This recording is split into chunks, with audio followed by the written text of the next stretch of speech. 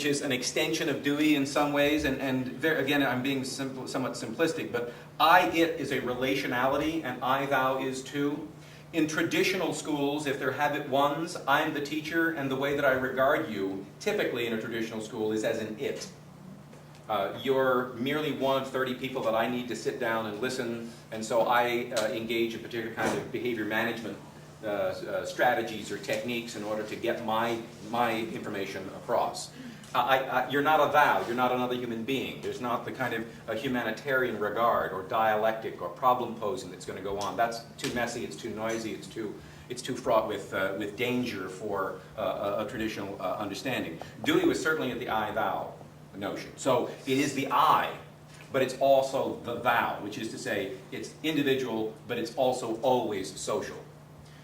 To go back to his ontology or his metaphysics, because you're a human being, because you're born, you are not only innately inquisitive, you are naturally social. By being born into familial interaction, you are a social being as well as an inquiring being. Does that make sense? I'm not trying to make you drink the Kool-Aid of Dewey. I'm just trying to get you to understand the... Yeah? I just had a question about the development. I know Piaget says that at a younger age it's more concrete thinking, and then as you get older into adolescence it becomes more abstract. In terms of experiential learning, when would be the best time to, I guess, implement experiential learning? You know? I don't know if you understand what I'm trying to say. Kind of. I'm just curious, when would it be more beneficial to start experiential learning? Like, because I feel like sometimes I'm hitting a wall with my high schoolers. Like, when it comes to the experiential learning, they're like, right. I don't want that, I want the concrete, I want the facts, right. and I want to be done. Right. And I'm like, how can I break down that wall? Right, very good. It has to be, it's a great question, and it's the result you get from individuals who have been successful here. And you can expand that to be, you know, a commodification culture, a texting culture of immediacy and satisfaction that has to be instant, and all that sort of thing. So the real stickler for me in your question is you're having in your mind already certain students, certain experiences, certain contexts. Not necessarily. Oh, okay. I mean, I'm just thinking generally. Except that you can't think generally if you're going to do what Dewey is talking about. Okay. So I was giving you a little lead there. And what you should be doing is actually thinking that because there are these particular individuals, they have unique elements about them. Mm-hmm. If their uniqueness has been subordinated to a sociological habit one orientation where just let me get done with this so I can get outside and, you know, go to the mall or whatever high school kids do anymore, then that's really what you have to start deconstructing or dialoguing about. It's not really about them being wrong or bad. It's about the socialization that they've actually gone through and have been apparently very successful, right? It's a question then of trying to challenge the concept of schooling itself, which isn't always done a lot. And that's why these sorts of conversations sometimes are not so easy, because people just go through school thinking, well, school, right? First grade reading is first grade reading, right? It's become such a staple in society that it's just accepted. It's also called what Donaldo Macedo calls it a big lie. This idea that there is something called second grade reading level. Yeah. Somebody developed this thing called, right? Somebody has sanctioned this, and yet if we don't question it or think about it, it sort of manifests itself into fact or truth when it isn't fact or truth. The other part of, so what your responsibility then would be to develop a kind of habit too with them by taking it not into a direct personal confrontation, but to question the processes that they've gone through that got them to this particular point, right? And there are lots of these processes that actually exist. The other part of my response to you would be to say, take Piaget and set him aside. The developmentalists that are so strict in saying that from this age or to this age that this is to habit one. That's habit one, and we have myriad examples in our school where young people come in and do extraordinary stuff that you wouldn't expect of them, and we all sort of go, wow, they're brilliant. Well, you know, More students here are more brilliant more of the time than other places as well. And part of the reason that they're brilliant is because they're allowed to be brilliant.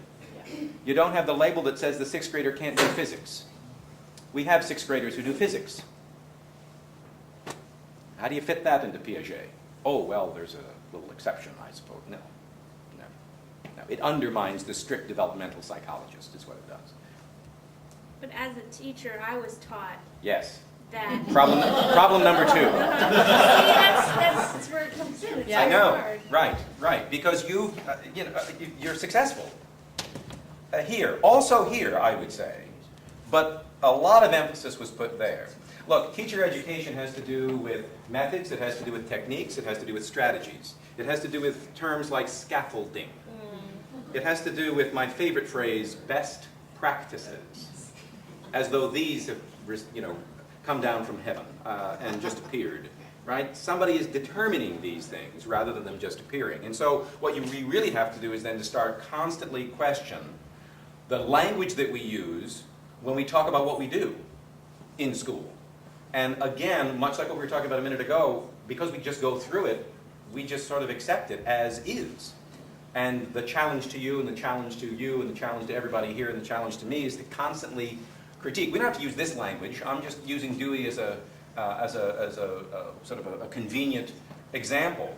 What other language could we come up with that might sort of talk about experiential education that would still be authentic and meaningful, and not just play and not just hands-on? Hands-on. Dewey hated the phrase hands-on, by the way, and he got upset because it was William Hurt Kilpatrick who, in the book The Project Method, actually popularized that phrase in the early 1930s.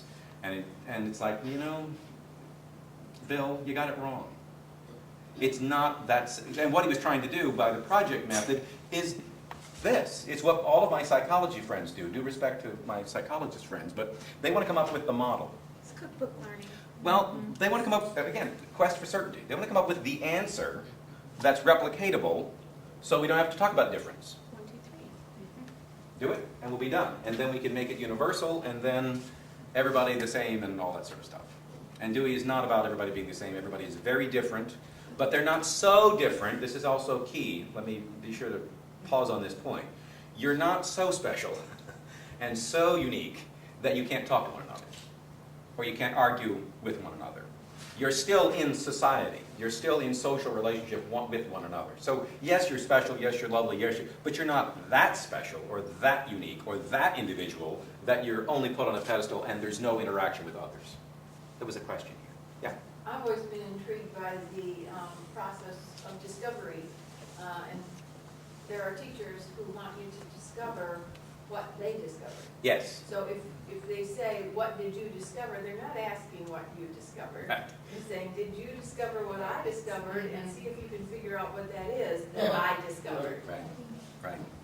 When I did student teaching 20 years ago, there was a book, the Silver Burdette series, and this was a music class, and so I'm going in for student teaching, and it turns out that the cooperating teacher that I was working with actually became very ill, and so it sort of fell on me, and I was sort of excited about this, so it's now really, it's going to be my classroom. So I get into the Silver Burdette series, and it says, it's teacher's manual, right? Teacher's manual says, teacher says.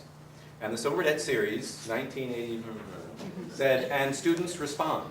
Brilliant! So you go in, and what do? Teacher says, students don't respond, then you teach, right? Then you have to work it out on your own. There is no external proven method that's going to work for everybody. This isn't a proven method that's going to work for everybody in a universalized way. What Dewey is arguing is that there are some principles here that apply on some bedrock assumptions that you're either going to agree with or disagree with. But if you're going to agree with them, then you're going to believe that children are innately inquisitive beings. And if you understand that and agree with that claim, then certain things need to follow from that. And those things that need to follow from that